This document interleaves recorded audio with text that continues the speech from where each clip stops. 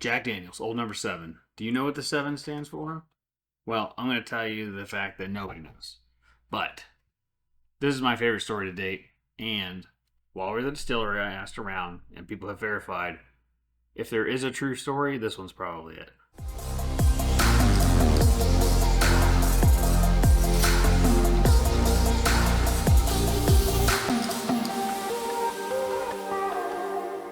Before we get started, I'm giving you a little pour. This is 2020 release of the Barrel Proof Rye. Coming in at 130 proof, delicious. Just something to keep my mouth wet while I talk. Cheers. So this is the story as it was told to me by Chris Fletcher, the master distiller of Jack Daniels. The bar wanted a barrel of whiskey. So Jack sent him a barrel of whiskey, and it got on the train, and it was supposed to get off on the number 7 stop. The barrel never showed up. So he called, wrote Jack a letter and said, hey, that barrel never showed up. But Jack said, okay, I'll send you another one. So Jack sent another barrel.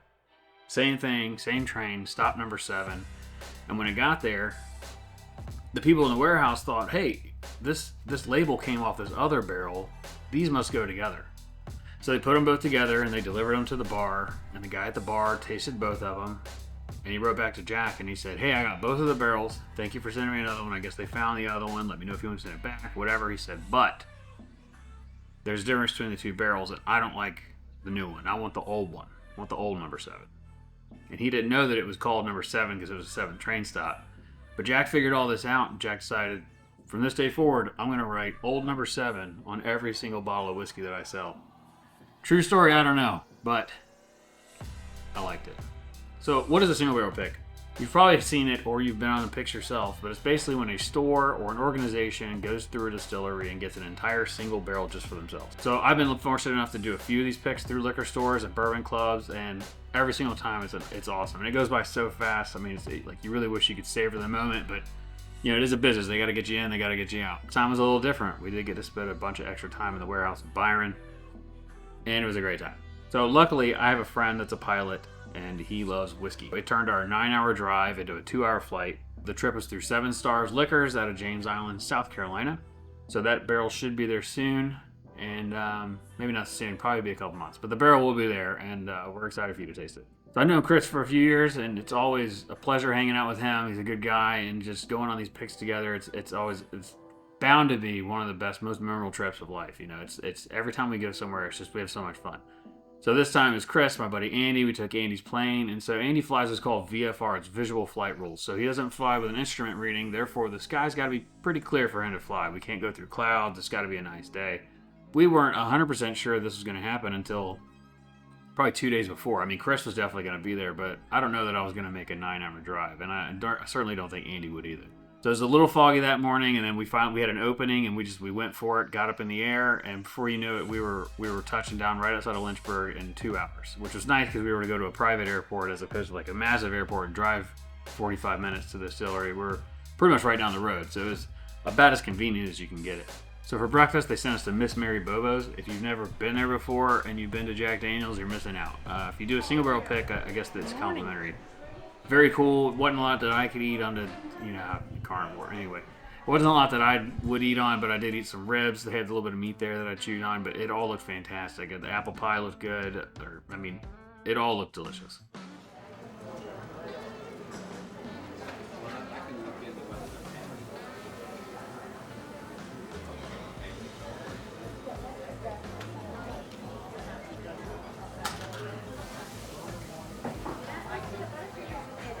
So we had our times wrong. Fitz gave us the wrong time, so we showed up late. We basically got a phone call, and they said, where are you at? And we're like, well, we're right down the street waiting for our tour to start at 2. And he said, no, the tasting's at 2 or something like that. It was one of those times. So we rushed over to the distillery, and we were greeted there by the tour guide, and he was super cool. He's like, I'm going to give you the fast and down and dirty, like, this is Jack Daniels, let's get in, let's get out.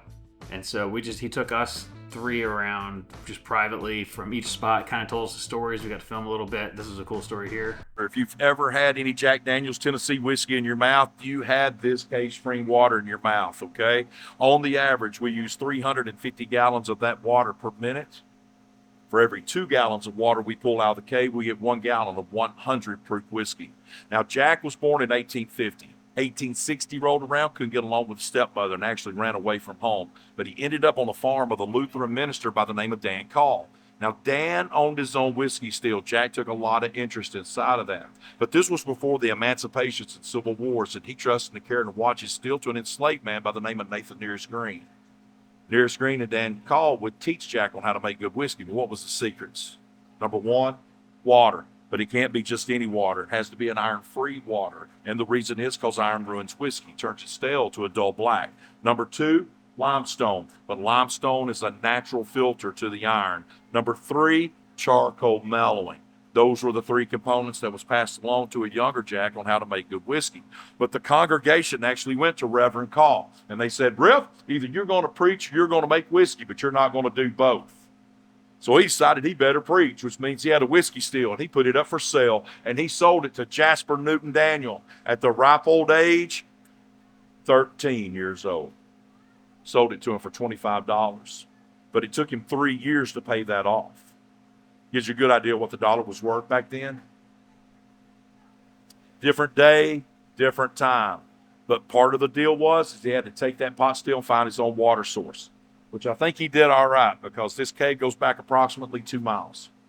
Rolling out over 850 gallons of iron-free water per minute, rolls out at 56 degrees year-round, and it's never went dry. This is the exact water that Jack used for his mash. He used it for his distillation. It's the exact same process we use today. We also got to have the lemonade, which let me tell you, the lemonade is amazing.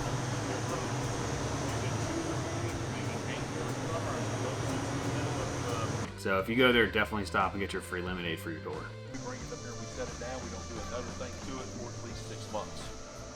The reason is because we want that moisture to dissipate inside the wood so we get a cleaner burn when we make the charcoal. We only make charcoal when necessary. So these were cool. I got to see this REO Speedwagon. If you don't, I'm not going to go into the details of it, but you know, the band was kind of named after the car. So this is one of the original fire engines that the Jack Daniels Distillery had. I believe he said they're both still operational today, which is fascinating. So we got to look inside office, and right here we have the safe. The story goes that he got angry and he kicked the safe and he hurt his toe, and then 6 years later he died of gangrene. So I think that's a little bit of what we like to call distillery magic. They're just kind of inventing things and linking them together because it's a cool story. I guess you could probably link one to the other, but honestly, 6 years of infection that finally leads to death, I think I would have made the decision to cut that toe off a long time ago. But it was so cool to see the safe. This is also cool. They were telling us about this fireplace. You see it has these wood beams holding up the neck of the fireplace. So what would happen is the fireplace caught the house on fire. The fireplace still stood. The insurance would not pay out. So they would build these bins in the fireplaces with the wood holding the bend up. The wood burned, then the chimney would collapse. Therefore, it would be a total loss of the house.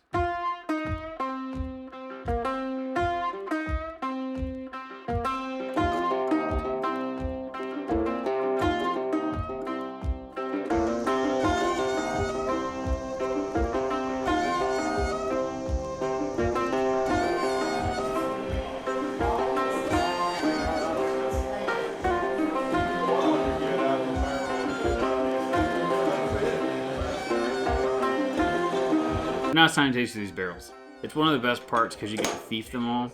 So you running a thief is basically just a large straw, but you just stick it in there, hold your thumb over it, pull it out. You've probably seen it done before.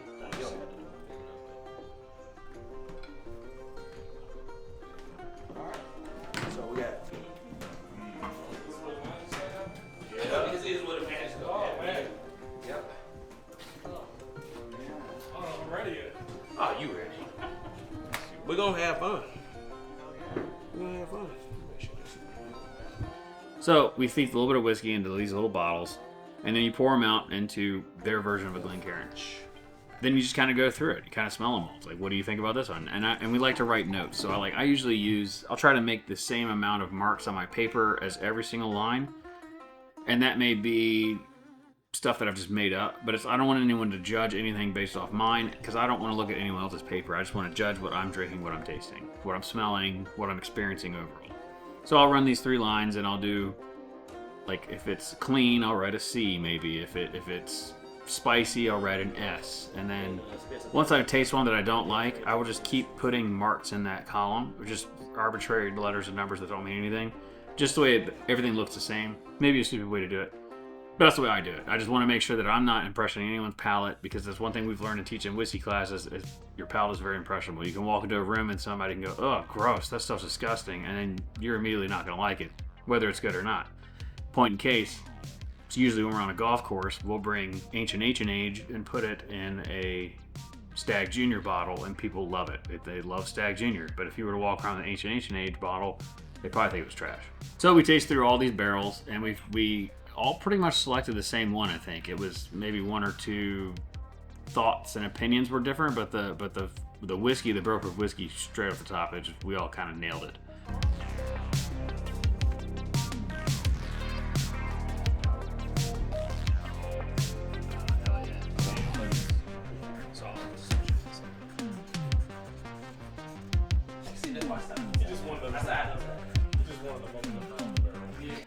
The second one, we were so surprised. I think that we knew we were doing 2 picks, but I don't know if we knew that we were doing a rye as well. So we got to do a barrel proof rye pick, which I love rye, so it was really cool for me.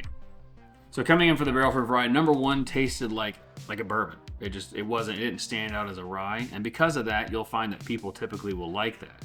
But as a rye drinker, if I'm coming into your store, remember these are store picks, so we have to look at the palate of everyone, not just ourselves. So if I'm coming into your store to buy a rye and I bring it home and it tastes like a bourbon, I'm going to be upset. Doesn't necessarily mean that's the right or wrong answer. If I spend the money on a rye, I want it to taste like a rye, especially a store pick rye. So one of them, it was an immediate throw out with me, and then one I settled on, it was very rye-like in flavor. It had a lot of those good grassy notes. It was fruity. It had good spice on the back end. It was everything that I would want to pick when it rye, and I'm really excited to get that one back. So we should have one soon, I'm hoping. So I couldn't believe it. I was super excited that we were able to pick 2 full, awesome tasting barrels for 7 Star Liquors. Again, that's in Charleston, South Carolina. And we'll keep our social media up to date so you can see when it's released. So that was pretty much the weekend. It was a quick trip. We were in and out, and we spent one night there and flew back the next morning. So it was very convenient to be able to do it that way. I feel super privileged to be able to do it. And for those that don't know, he's not a commercial pilot, so you just we all split the gas 3 ways. That's the legal way to do it. And it's probably around the same price as flying commercial if you consider the time factor and everything else. What's also nice is you land at these smaller airports, they usually have a car, and they let us drive a government license plate vehicle around. I don't know if that was legal, but we got to do it. We also got to see the Goodyear blimp. That was pretty cool. So yeah, cheers Chris, cheers Andy. Thank you all for helping us put this together, and everybody's piece and part that they played in the puzzle. It was an awesome weekend, and I'll remember forever. Cheers. Actually, have Morgan Brown Foreman wants a membership. I've already got a couple of distillers. Hey, buddy, how you doing? Come here. How far away does he live? About 3 miles away downtown. He even has a Facebook page and they've made a story of him.